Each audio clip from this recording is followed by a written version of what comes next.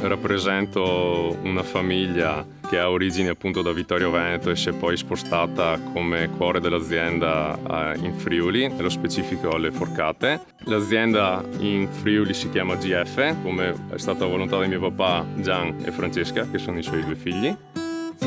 Siamo appunto un'azienda a conduzione familiare composta da mia mamma, mio papà, mia sorella, suo marito e mia moglie. Abbiamo sia una realtà agrituristica a Vittorio Veneto dove abbiamo Chianina come razza bovina e Cinta Senese come razza suina. Per quel che riguarda il Friuli Venezia Giulia abbiamo solo vigneti da una 70 di ettari, quasi per l'intero a Prosecco. È nata appunto dal 2011.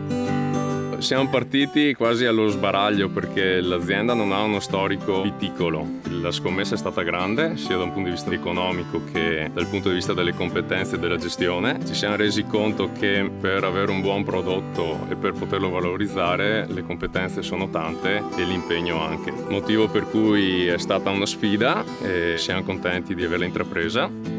È necessario circondarsi di persone fidate che possano remare nel nostro stesso senso, delle persone che ci diano una mano per poter crescere e senza di loro questo non può essere. Il circolo agrario ci ha aiutato quando siamo partiti, ci è servito come punto di riferimento per la fornitura dei prodotti e anche come punto di confronto perché l'agricoltura non è una scienza esatta per cui ogni anno è diverso dall'altro, è necessario prendere ogni stagione come nuova e cercare di fare il meglio possibile e la differenza la fa la passione e la volontà di fare un buon prodotto e quindi è necessario essere sempre presenti in campo e mai mollare fino alla fine.